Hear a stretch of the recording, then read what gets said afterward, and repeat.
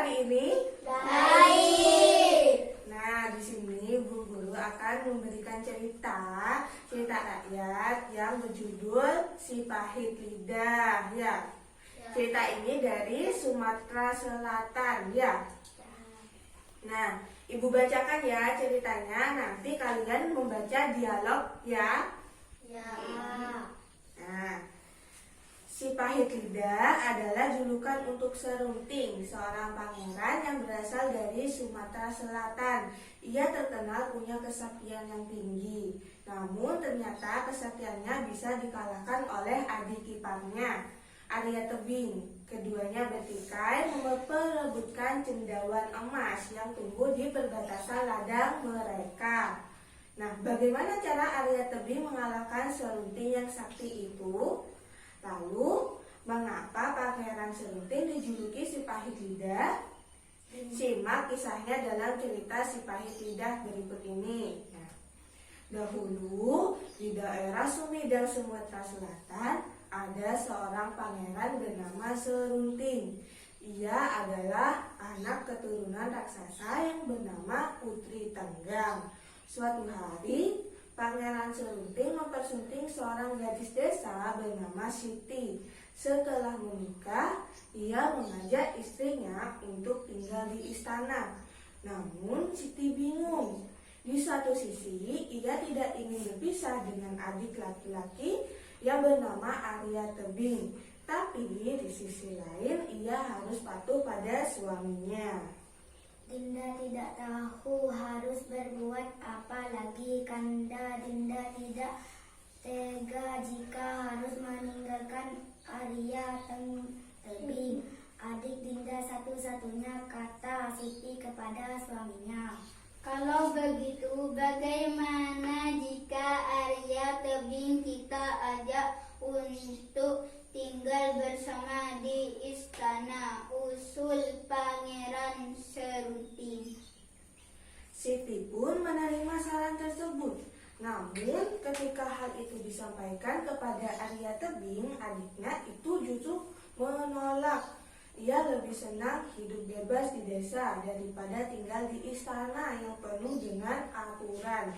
Akhirnya Siti dan Arya Tebing bermufakat untuk membagi 2 kebun warisan dari orang tua mereka.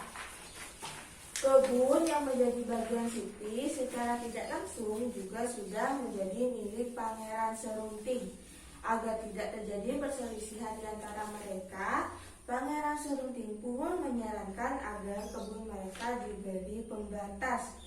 Lebih baik di tengah-tengah ladang itu diberi pembatas agar kelak tidak terjadi perselisihan di antara kita, ujar Pangeran Serunting. Saran yang bagus, Kanda, kata Arya Tebing.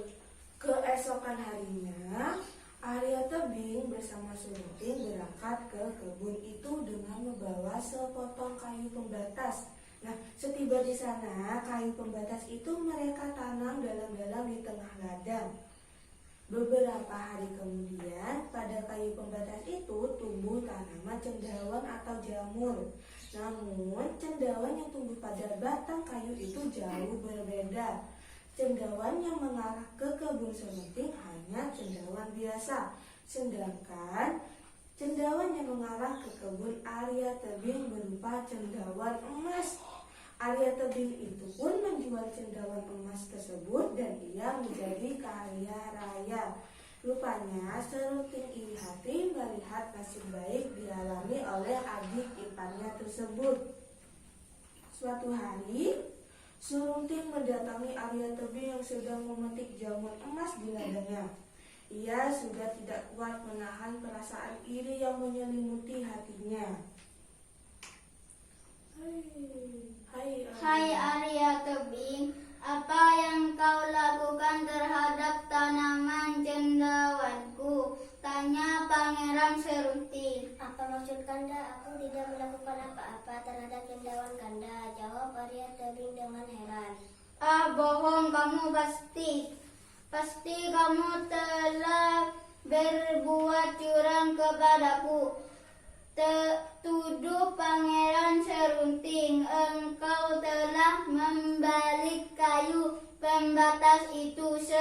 hingga cendawan emas itu mengarah ke ladangmu. Arya Tebing semakin bingung dengan tuduhan yang ditujukan kepadanya. Ia merasa tidak pernah membalik kayu pembatas itu. Cendawan emas itu tumbuh dengan sendirinya. Meskipun ia sudah meminta maaf dan menjelaskan keadaan yang sebenarnya, Pangeran Serunting tidak mau terima.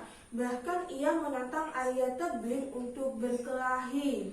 Hai Arya Tebing, kamu tidak usah banyak alasan. Jika kamu berani lawan aku menantangmu. Tantang Pangeran Serunting. Arya Tebing pun bingung untuk menjawab tantangan itu. Ia menyadari bahwa dirinya akan mungkin mampu menghadapi kakak iparnya Sakti Mandraguna. Tapi jika ia menolak tantangan itu, Pangeran Serunting pasti akan membunuhnya. Baiklah Kanda, aku akan terima tantangan Kanda, tapi berilah aku waktu 2 hari untuk berpikir, pinta Arya Tebing. Baik, kalau itu mau, jika perlu latihan kemampuanmu sebelum waktu itu tiba, seru Pangeran Serunting. Arya Tebing sulit memejamkan matanya. Ia bingung mencari cara agar bisa mengalahkan Pangeran Serunting.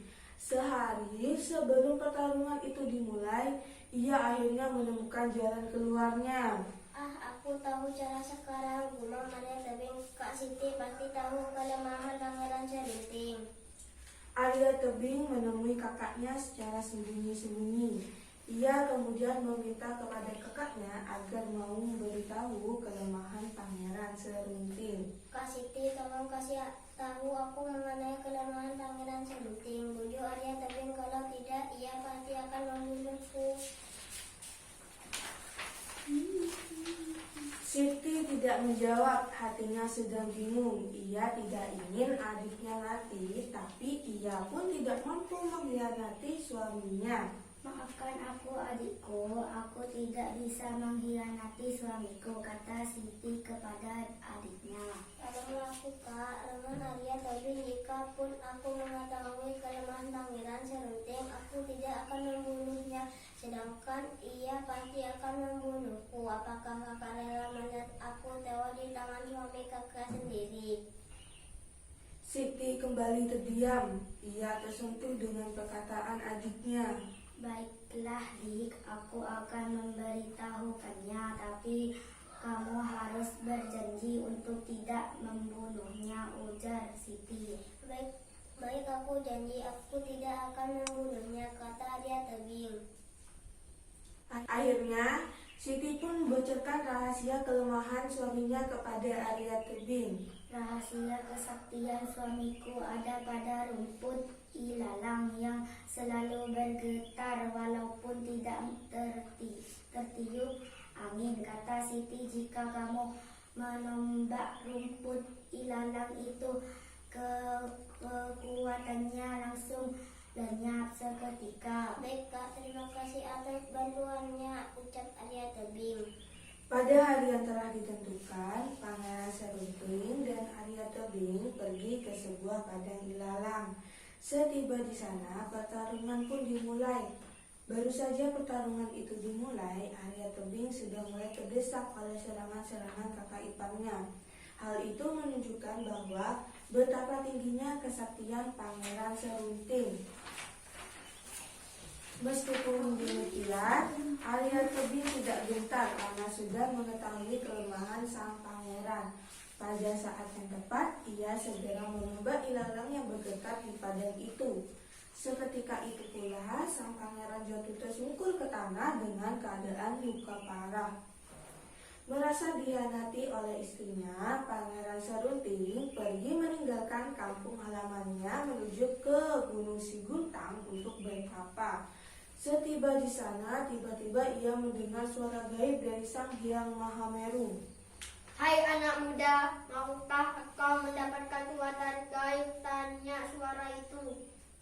Saya sangat mau. Wahai Sang Hyang Mahameru, jawab Pangeran Serunting. Baiklah, tapi ada syaratnya, yaitu engkau harus bertapa di bawah pohon bambu hingga daun bambu itu menutupi seluruh tubuhmu, kata Sang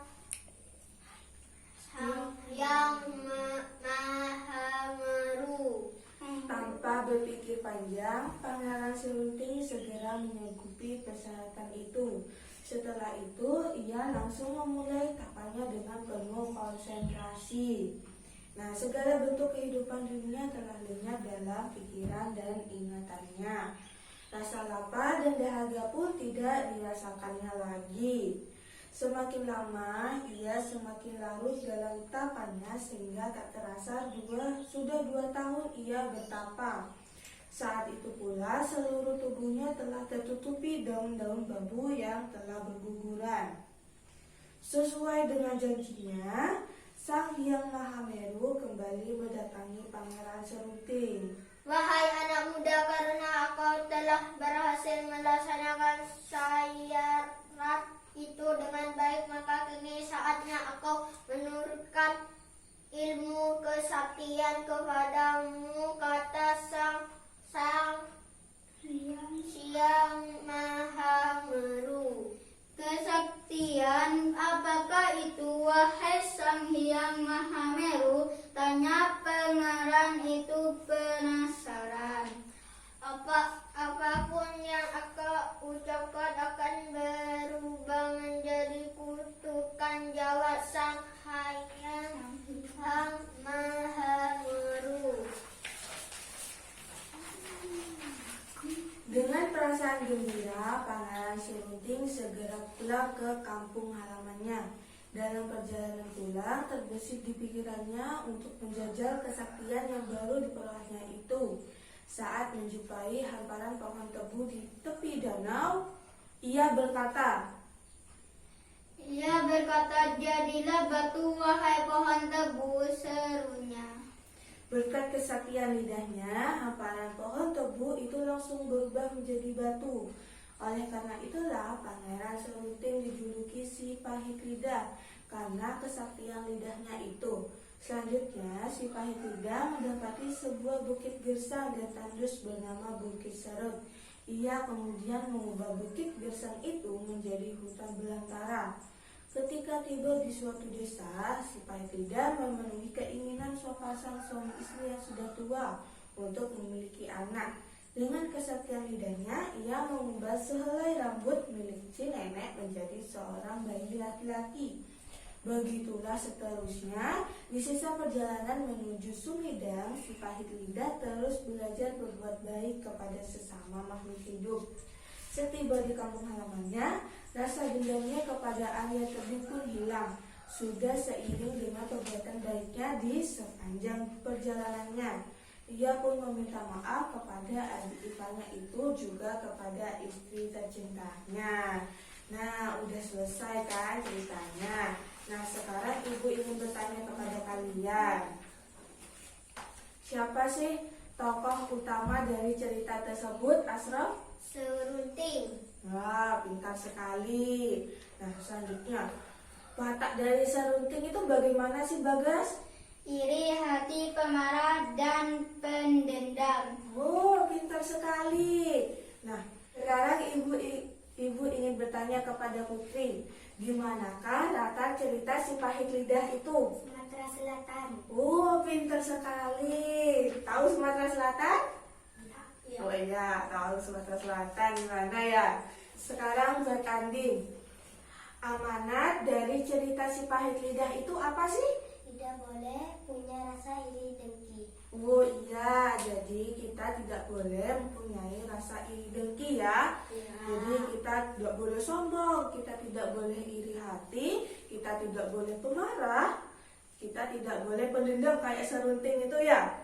Nah, tapi Serunting itu mempunyai kekuatan, yaitu bisa mengubah apapun yang dia itu bicarakan, dia akan menjadi kenyataan. Nah, makanya dia itu diberi nama si pahit lidah. Ya. Nah, demikian cerita si pahit lidah itu. Nah, cerita si pahit lidah ini dari Sumedang, Sumatera Selatan.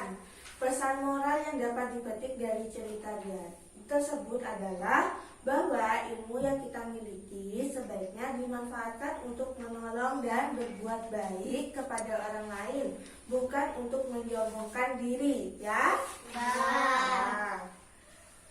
Nah, sekian cerita dari Ibu Guru. Sampai jumpa di pertemuan selanjutnya, ya. Ya. Ibu akhiri. Wassalamualaikum warahmatullahi wabarakatuh. Waalaikumsalam.